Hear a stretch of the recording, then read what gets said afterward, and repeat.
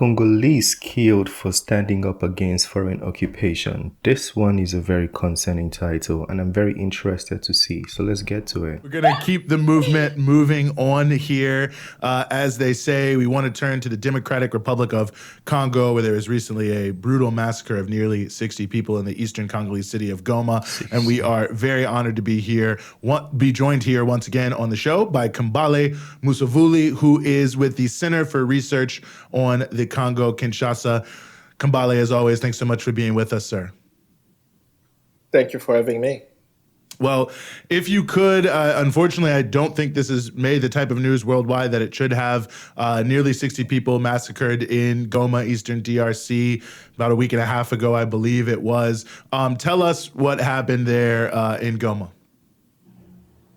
Well, a couple of weeks ago, a group of Congolese who are part of what they call Wazalendo called for a protest. The protest is very particular. It's happening as people are mobilizing around the world, particularly actually in West Africa. They're mobilizing for the French military to be out. And in the Congo, you have Congolese who are mobilizing for the UN peacekeepers to leave the DRC. The reason why they are calling for the UN peacekeepers to leave the DRC is that the UN peacekeepers have been there for almost 2 decades, and there has not been peace in DRC. There have been many groups keeping peace for 2 decades over the years who have called for that. So it's not the first time that this has happened. And of course, it's not the first time also during protests that people have been killed. But what is disheartening about this is that the Western press has been insisting on who they are, right? They said that a religious sect organized a protest against the United Nations forces and they were killed. So whenever it's presented that way, what it causes to someone that say, wow, these are some lunatics who are calling for the UN forces to leave the DRC. That's not the case. Many Congolese, including myself, many Congolese have said it does not make sense to have a $1.2 billion a year budget of foreign militaries in the DRC, yet there is no peace. So they called for the UN to leave. They called for the East African community forces also to leave because there is no peace. And there was repression. Repression that is quite stigmatizing for us in DRC. We've lost over 6 million Congolese since the conflict started in 1996. 6 million. Presidential Guard, they call them the Republican Guard, right? So it's an elite military force, decided to shoot at the protesters. The same day, the numbers that came out that told us that there were 10 people killed. A few days later, it went to about a couple of dozens. The UN official is using the number 48. The Congolese government is using the number 56. Depending on who you read, the numbers are fluctuating between the 40s and the 50s. But when you talk to people on the ground in Goma, they're telling you over 100 have died. And this is what they're explaining to me. Over 100. They're saying that the number of deaths is equal to the number of bodies found. So we know today that the Congolese military, the Republican Guard, when they shot at the civilians, they brought a truck and actually dragged the bodies and were putting the bodies inside of the truck. Thanks to the citizens of Goma, many took the cameras and were filming what was actually taking place. So we know that there are bodies that we'll never find, right? No one has told us, where did they take these bodies? How many people were in these trucks? But the body recovered in hospitals and is around 56, if I have to use the highest number.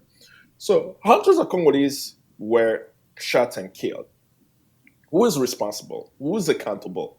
Who should be held responsible for the killing? I'm very clear that the Congolese government bear responsibility, right? They've had a sham trial. They have a few commanders who have, been put in front of the cameras as they are the ones who gave the order. But the way it happened begs the questions: why are Congolese people being killed by their own army? Wait, I wanted to hear more about the people that have been put in on the trial. Yeah, because usually it's like a format. They just put them there and nothing really happens afterwards. So what are they saying? Does it seem like there's gonna be justice, or at the end of the day they'll sweep it under the rug? When rebels, the M23 rebels, have held a town called Bunagana for a year. There is a town in the Congo that's no longer in control of the Congolese people. Right? For a year, these soldiers who can shoot at civilians are not able to shoot at rebels who are arming the people. Then you have to start thinking, who trained them? The African intelligence a month or so ago published an article showing us that the Republican Guards are being trained by Israel today, as the Israeli forces use this same type of violence against Palestinians.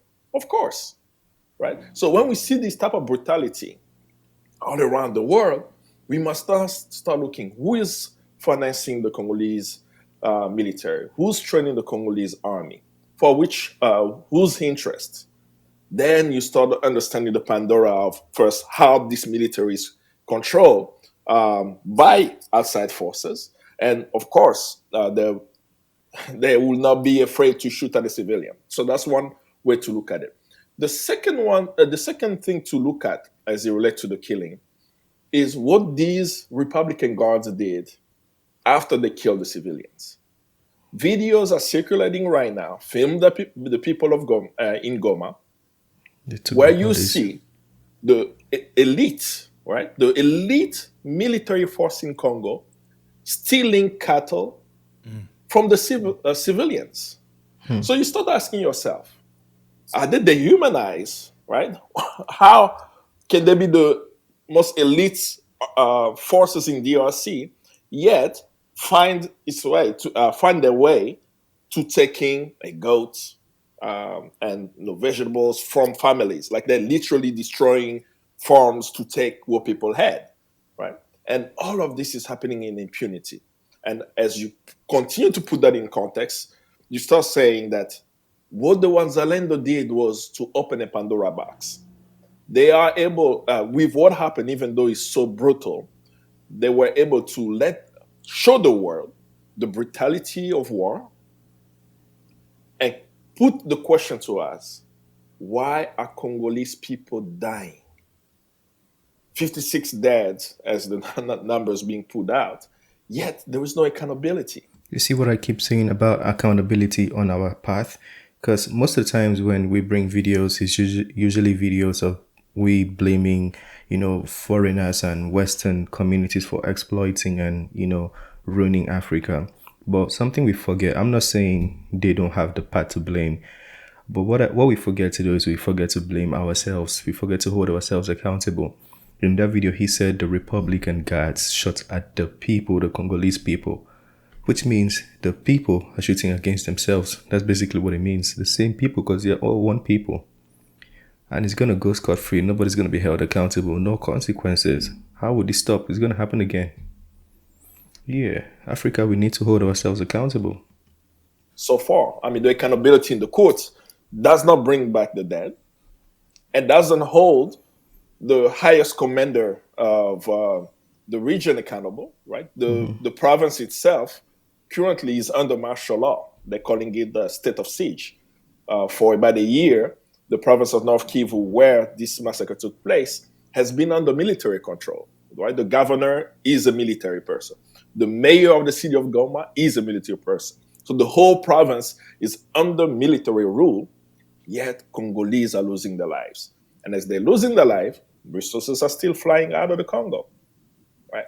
So that's something that I felt would be very important for people to know that it took place, and continue to keep the Congolese as they struggle. If they're killing them, it means that they're resisting, right? They're resisting and they want to shut them, right? The Congolese government is saying that we need to have the UN forces to stay in DRC. And if the Congolese dare rise to say no to the UN forces, we will kill you in the street. But I don't think the Congolese will stop fighting until all foreign forces are out of the Congo. I think that's really, really important to raise. And I also wanted to give you the opportunity to, since we're talking about the Congo, there was this journalist who was arrested recently. And I was wondering if you could speak a bit to that. And just spoiler alert, I did just have Kambale on my show Dispatches. That will be coming out very, very soon. And we discuss a lot of different issues taking place across the continent. But one thing that we did not get to talk enough about was what was happening in the Congo, and then also what happened with this journalist recently. Yes. 2023 is an election year in DRC, if, of course, the presidential election takes place in December of this year. But for the past few months, repression has increased in the DRC. Just today, there was an announcement that the former second vice president of the National Assembly has been found guilty and sentenced to 7 years in jail. Do you know what is his crime? His crime is that he insulted the president. Right? Of course he did, right?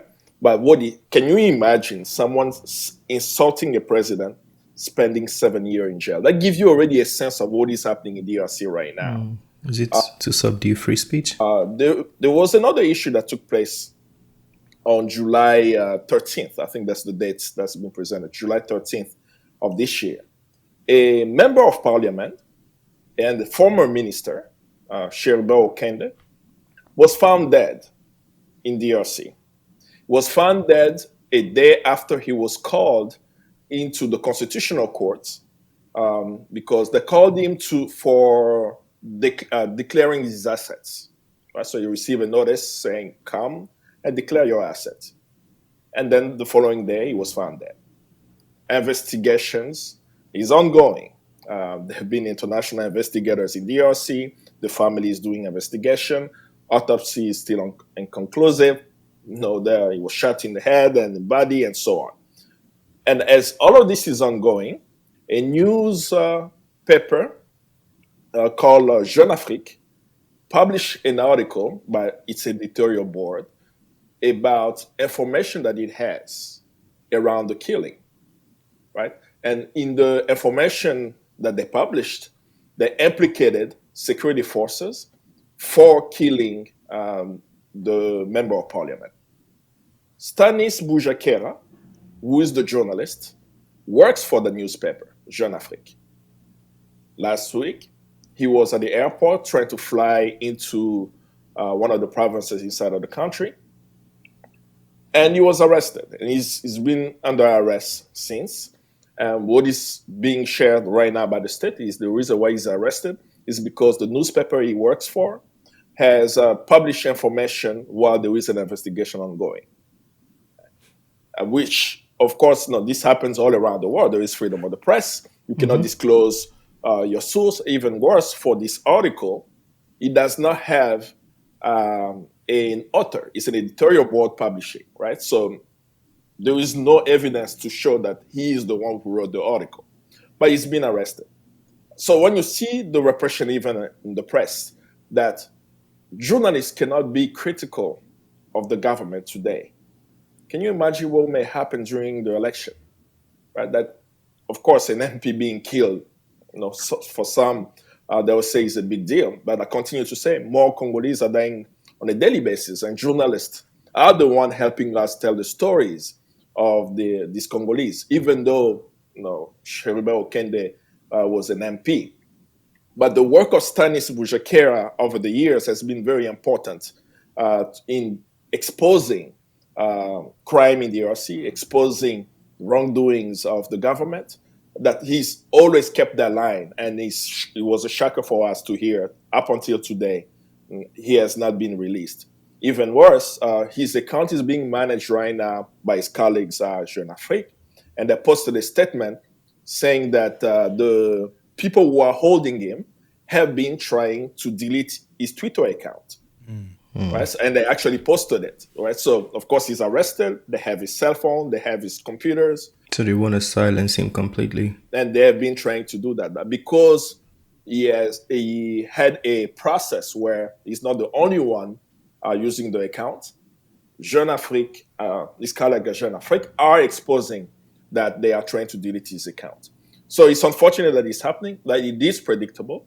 It's predictable to see the current regime of Tshisekedi repress the media, and of course the killing that took place in Goma, because they want to maintain power beyond the electoral term. We know that he now win the presidential election of 2018, so now they want to organize a sham election and silence anyone who may have a different opinion of what they are doing. And what they are doing, if I have to go step by step, I mean, people will cry just listening. Like, the president of the Congo spoke at the APAC summit in Washington, D.C. The president of the Congo went to Israel, right?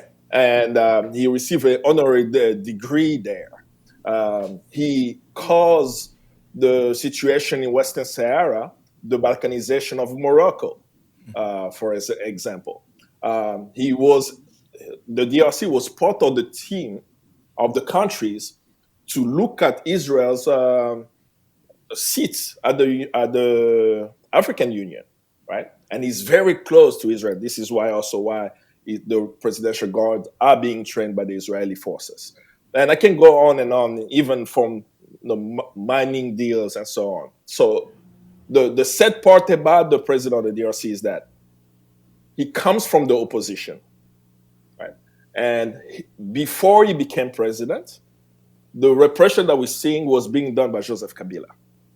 And while he was in the opposition, he was denouncing this violence, right? He was denouncing the practices under Joseph Kabila, calling him a legitimate president, and he must leave. Surprisingly, today is the president of the Congo is actually doing the same thing. This is why, at least for the people of the Congo, we are clear. It's not the election that's going to bring a change to our country. There must be a conscious and organized mass force in DRC to change the way we engage, so that when the Congolese understand that the UN forces is an imperial force in DRC, not to bring about peace, but to continue to secure the continuous flow of strategic minerals out of DRC, then we can have a peaceful and strong Congo. So Congolese people are clear about what is happening, and it's unfortunate that journalists are being targeted when they're exposing what the state is doing. Well, a lot to sort through here, and we appreciate you helping us understand it to a much greater degree. Kambale Musavuli, analyst with the Center for Research on the Congo, Kinshasa. Thank you so much, as always, for joining. Okay, so that was a good video. I'll put the link to the channel in the description in case you want to go check out some more. But I recently brought a video of the Congolese president, and I asked in the comment section if he was a good leader. A lot of you already shared your thoughts, and it was more to the negative side. Some people straight up said he wasn't. Well, I appreciate you sharing. I just thought I should bring this one to understand a little of what is going on around there. It seems that people want the kind of, should I say, revolution, or the kind of treatment the people of Burkina Faso, Niger, and Mali are giving to the, the peacekeepers. You can put quotes on quotes if you want to, because they've been accused of a lot since they came to peacekeep. There's been cases of exploitation for the most part, and they said they've done more harm than good, and rather they should leave the nation. So I think that's the same context that people are, talking about in Congo. But it seems the government took that very, very intense. 60 people killed, and even took the bodies. And journalists here just reported that there've been exploitation done by the soldiers, not the UN peacekeepers, but by the soldiers themselves. So you see why we should always hold ourselves accountable? It's crazy. It's crazy. All these things, we're one people. At the end of the day, we should be working for ourselves and looking for ways to grow and develop Africa. But rather, we're dividing ourselves and hurting ourselves even more. Anyways, it was a long video. I won't keep it longer. Let me know what you think about it. Feel free to share your thoughts. Is the end of that one. Smash the like button, subscribe, and I'll see you on the next one. Peace. I made this bed on my own. on